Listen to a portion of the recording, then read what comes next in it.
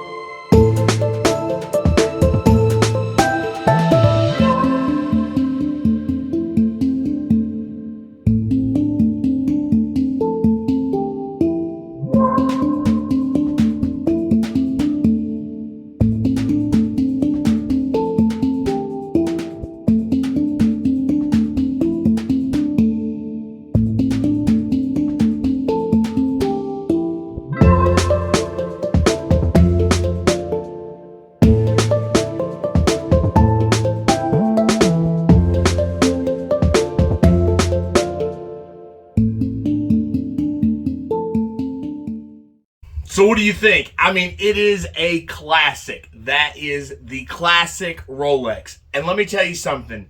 The moment I picked it up, I knew it was real. Like you know, the weight, the perfection, the quality, the box. This thing is still under warranty, okay? It was bought brand new in 2020. And here it is. Speaking of it on my wrist. So the moment I put it on, you know, well, to be fair, it wasn't sized it wasn't sized for me when I first got it. Had all the links. So the first thing I did, you know, me knowing that it was real, and there was people trying to come and buy it, I went ahead and jumped and I bought it. And then I was like, God, what did I do? So I was like, I'm gonna go get this thing looked at by the AD. So because I went in and jumped because I know it was the AD is far away from me. I live out in the boonies. So I got in the car with the watch after I bought it and drove to the AD. I was nervous. Let's just say I was nervous. But I had faith in myself that I could identify it.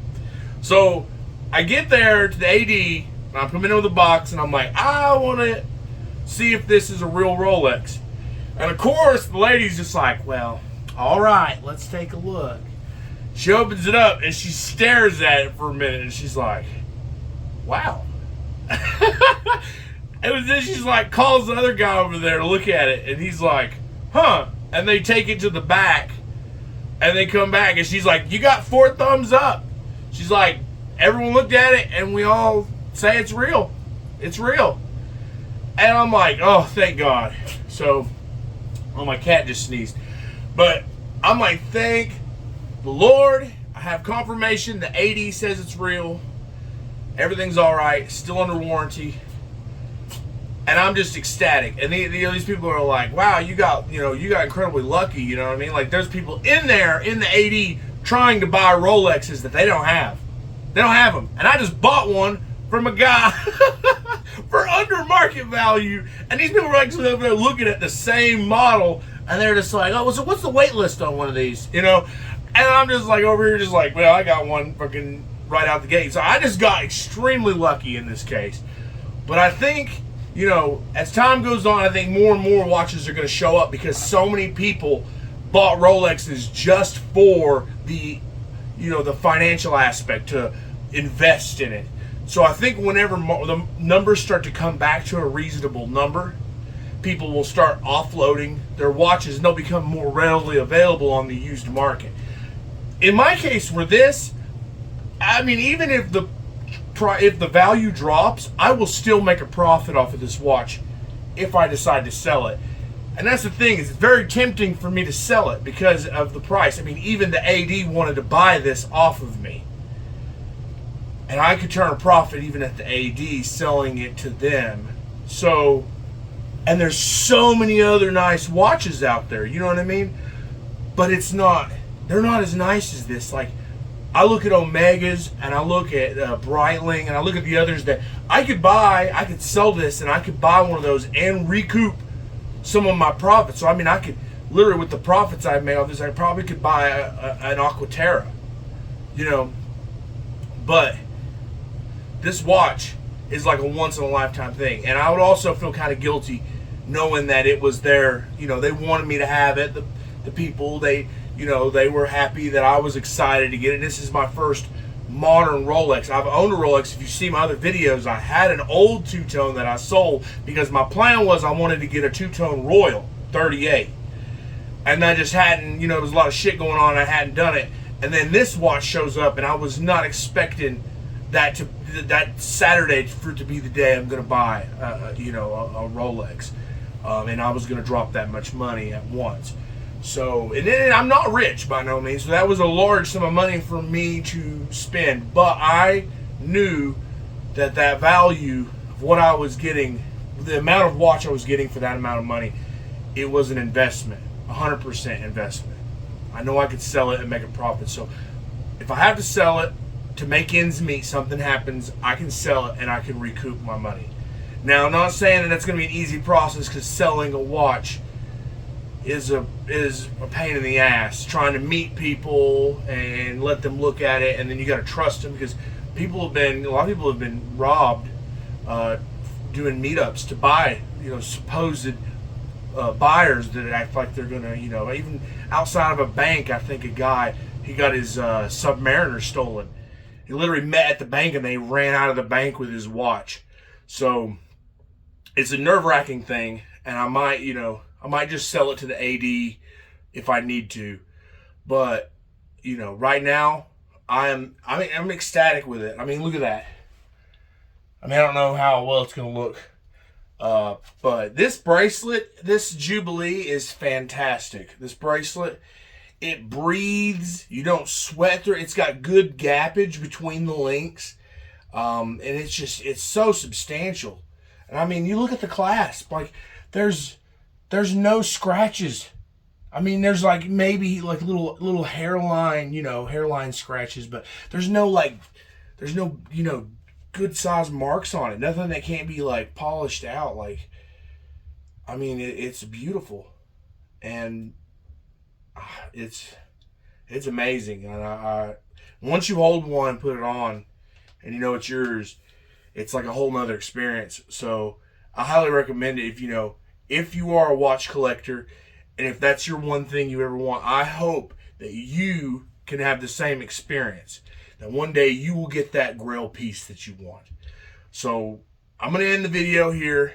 I just wanted to do an update, tell you about this experience buying this Rolex. And I'm going to have it for a little while. And then I'm going to, after owning it, I might do a review, do some close-ups of it. And then I might sell it down the road. I don't know. I'm 100% in no way in a right mind of what I'm gonna do with it. I don't know. There's money to be made, and then there's a Rolex that I won't be able to. I'm gonna lose my watch. So, I mean, what do you think I should do? Leave it in the comments below. Do you think I should offload it or keep it? I mean, I'm in love with it. Don't get me wrong, but on the other hand, I definitely could always use some more money in this time. The economy's not good. You've seen how the banks are going right now. It's probably better to have your money in an asset like this versus the bank. I mean, the banks, if they close, I mean, you could be out of your money. I mean, we don't know. So, but anyways, I'm not going to go down that road. Thank you for continuing to be a subscriber, and thank you for checking out my videos.